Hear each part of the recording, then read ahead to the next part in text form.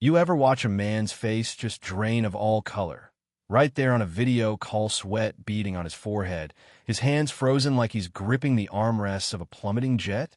That's the exact look Jasmine Washington got from the CEO of Summit Airlines. 3 hours after they bumped her out of a seat she'd paid for, a seat she'd earned in every way that mattered. That morning, they told her, sorry, yes. Washington, there's been a mix-up with your first-class reservation. By noon, she basically owned the skies. But let me back up a sec. Jasmine never planned to become one of the most powerful CEOs in America. She didn't come from wealth or privilege. Born and raised in a cramped apartment in Oakland, California, Jasmine's mom scrubbed hospital floors for a living, then came home, pinched her daughter's cheeks, and told her, "You go places I never could. This world belongs to you too. Honey, didn't you dare shrink." Those words became gospel. Jasmine hustled her way through Stanford on a full ride, balancing calculus with waiting tables and cleaning classrooms, always remembering her mother's voice. Take up space, don't apologize for it. At Stanford, the other kids seemed to float above life, worrying about which ski trip to take, never about paying rent. Jasmine felt like an imposter half the time, but she worked harder than anyone, not because it was heroic, but because failure wasn't an option.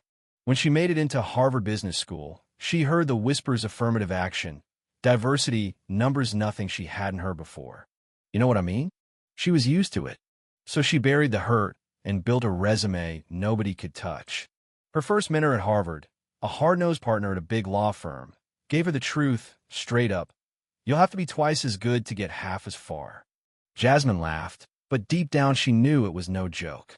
She put in 80-hour weeks learning cybersecurity, sniffing out flaws nobody else saw, building the kind of reputation that opens doors, at least on paper. She founded Phoenix Tech Solutions by the time she was 35. 7 years later, it was a juggernaut. 500 employees, contracts with government agencies, banks, the whole deal. She just inked a $240 million contract with the Pentagon and made headlines everywhere, except Jasmine herself preferred to stay in the background, out of the limelight. Thing is, for all her success, Jasmine developed survival habits.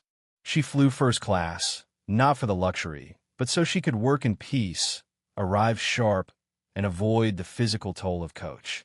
She dressed in flawless suits, kept her carry-on close, never checked a bag.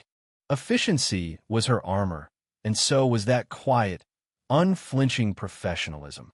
Never make a scene, never let them see you sweat, was her code.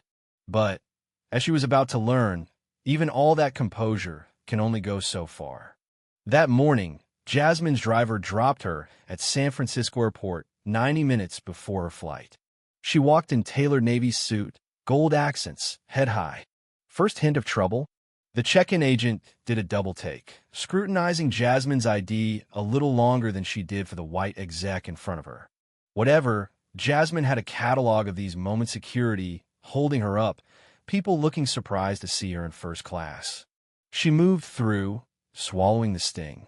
At the gate, things took a sharper turn. A gate agent named Dennis Reynolds wouldn't make eye contact.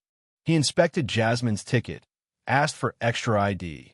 Then here comes the twist, pulled her aside while other first-class passengers strolled on by. "Ma'am, there's been a system issue with your booking. Please wait." The humiliation burned, but Jasmine didn't flinch. Not on the outside, anyway. Reynolds called a supervisor, Keith Blackwell, who treated Jasmine like a stubborn math problem he wanted to erase. "Computer error," he said. "Your seat's been reassigned." But as Jasmine watched, a middle-aged white man missed her.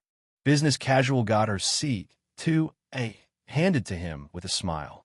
She called it out, got told to take the coach seat or step aside. "You're holding up our actual first-class passengers," Blackwell added, emphasis razor sharp. She wanted to scream, but didn't. Instead, she did what she'd always done, stayed calm, asked for their names, took notes. But the humiliation, the cold clarity of what was happening, that was new. Jasmine stepped aside, knuckles white on her carry-on, and watched her flight board without her. 20 years, and this is what it came down to: public disrespect, no recourse, same old story. Except this time, she wasn't just some woman with a grievance. Jasmine had resources, allies, and power, and something in her finally snapped. She walked away from the gate, found a quiet spot, and let herself feel the rage, the exhaustion, the disgust. Then she opened her laptop and went to work. Jasmine knew Summit Airlines' corporate structure inside out within minutes. Her company, it turned out, managed cybersecurity for Summit's reservation system. That was leverage, the kind that doesn't just get you an apology, it gets you answers. She called her team. Malcolm, her assistant, moved her Atlanta meeting to Zoom. Benjamin, her legal chief, assembled documentation, ordered requests for security footage, and prepped witness statements. Darius, her COO, activated what they called protocol reflection, their playbook for full-court corporate press. Jasmine's people moved fast. In under an hour, she had a conference call with lawyers, corporate security, and heavy-hitting contacts on the Transportation Oversight Committee. They dug up 17 complaints of discrimination at Summit in the past year alone, including 3 involving black executives being randomly bumped from first class. Rachel, her head of security, broke it down. Summit's in a fragile spot. Stocks down, big acquisitions, applying for new international routes, regulatory heat could kill them. Benjamin, the lawyer, laid out the options. We can go the legal route, federal discrimination, breach a contract. But if you want real change, you need to use your leverage. Jasmine didn't hesitate. We're not looking for settlement or hush money. We're looking for a system overhaul. She detailed her demands: administrative leave for the offending staff, a review of boarding policies, mandatory anti-bias training, an external oversight task force, and a public admission of the problem. Then she made the call. Summit Airlines Executive Office. How may I direct your call? Jasmine spoke to the CEO, Richard Wagner, and laid it all out her seat: the clear discrimination, the fact that her company secured the systems Summit literally needed to fly. At first, Wagner was defensive, offered the usual "we're sorry, please take a voucher" routine. Jasmine cut him off. This isn't about me.